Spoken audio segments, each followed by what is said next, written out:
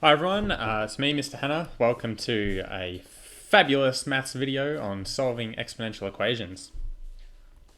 Alright, as you can see, there's really just three types of exponential equations.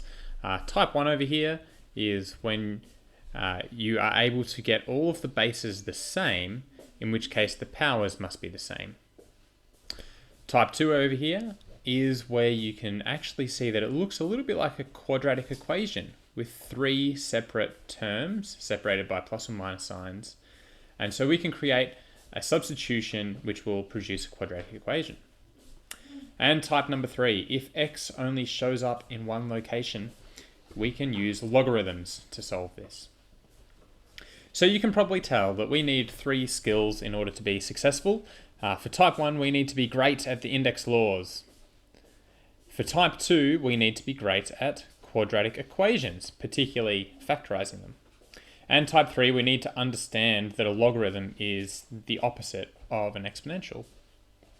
So let's start. So type 1 here, our aim is to create the same base, and you can see that the appropriate base will be 11, since 121 is just 11 squared.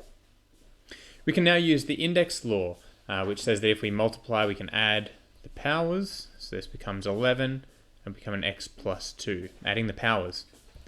So you can see, since the base is the same, 11, it means the powers must be the same. 4 must be the same as x plus 2, and so therefore you can see that x is 2. Okay, so an index law for type 1. For type 2, a quadratic equation. Now to make it more obvious that we've got a quadratic, we'll create a substitution. So I'll choose a random letter u, and I'll make that be 3 to the power x. Because if I substitute u for 3 to the power x, I just have a u squared minus 10 u's plus 9. And now it's much more obvious that this is a regular quadratic equation which can be factorized. I've got a u minus 1 and a u minus 9. Since minus 1 times minus 9 is positive 9, and if you add minus 1 and minus 9, it's minus 10.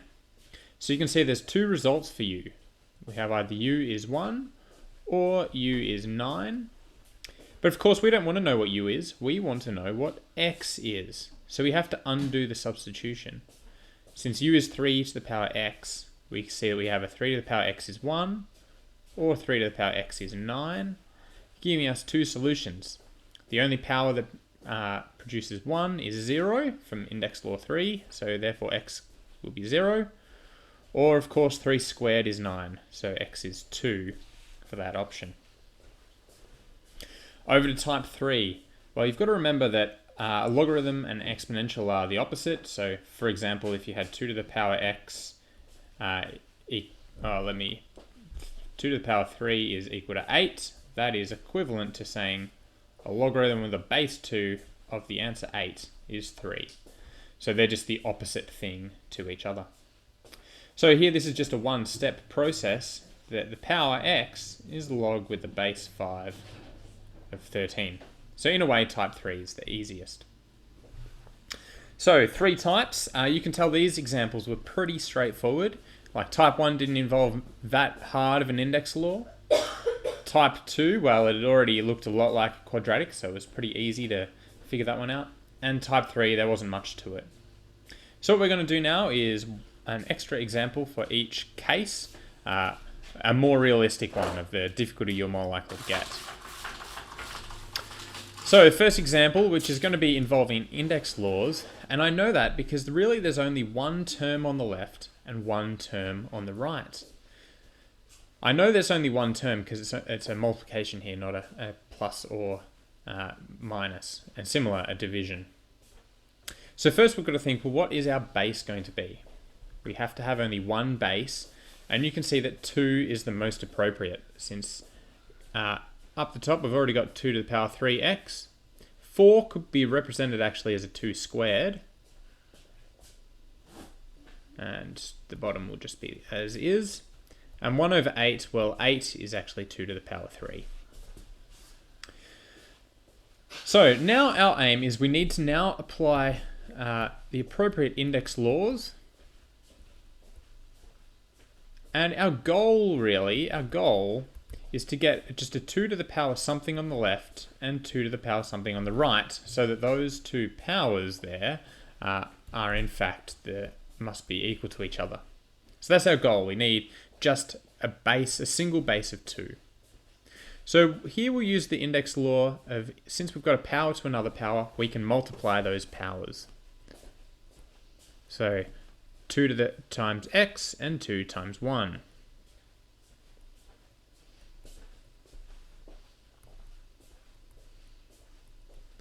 Okay, I might as well do this step as well, which is that to get it just so that the 2 is the numerator, that is a negative power. Negative powers make fractions.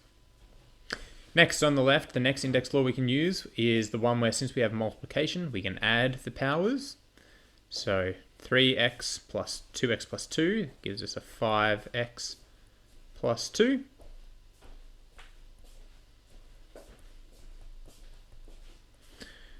All right.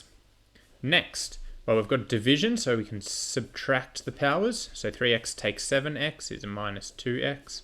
2 take a negative 5. Well, that is the same thing as 2 plus 5, so that is a plus 7. So now, since we've just got 2's on each side, the powers on the left must be equal to the powers on the right. So we have a minus, so therefore minus 2x plus 7 must be equal to minus 3. So just figure this out. X must be equal to 5. So this is more realistic because it involves a lot more index laws, similar to the problems you will get. All right, remember, you have struck gold once you get it into this form here, as this has just a single base on each side. So that's really what you're aiming for, one base occurring on each side. All right, let's move on to type 2, a type that'll look like a quadratic equation. Now here you might realize it's going to be a quadratic equation because there's 3 distinct terms, and that's what we experience with a quadratic. So the first thing I want you to note is that 5 to the power 2x is the same thing as 5 to the power x squared, because if you've got a power to another power, you multiply the powers.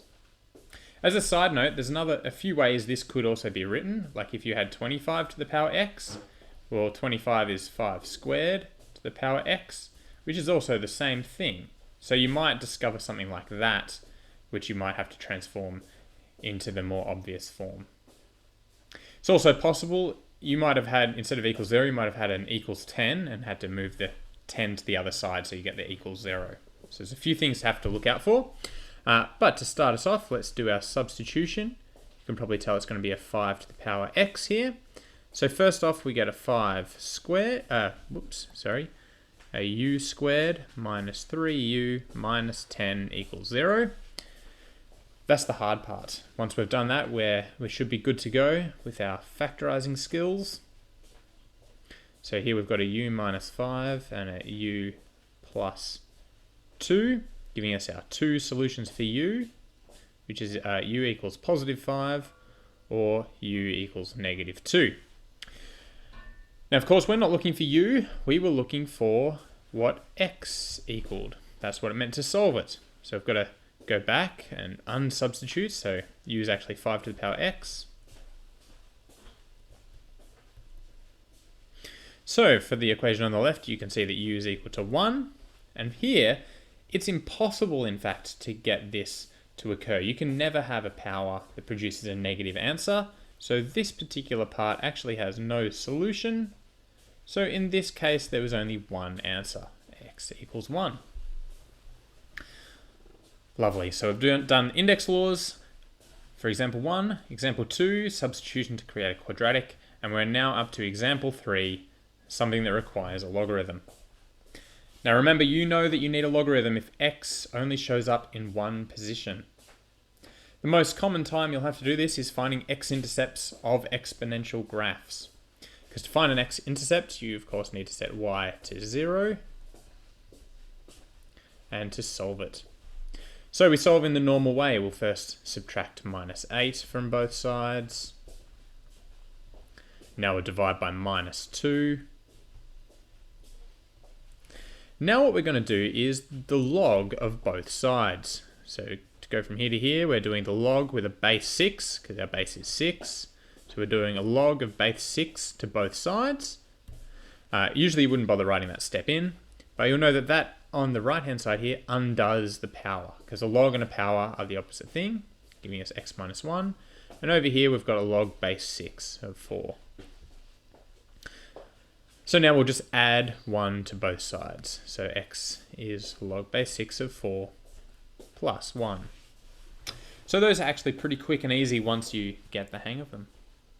Well, hopefully this has really helped you out, and hopefully you've realized that there's 3 pieces of knowledge that you need in order to solve your equations, exponential equations really well. You need to be an expert at index laws. You also need to be very good at factorizing quadratics. And finally, you need to be clear in the fact that logs undo exponentials. So there's 3 pieces of knowledge that you need. You also need, of course, to be able to identify which type is which. That's all though. Very best of luck, and please, as always, email for any questions.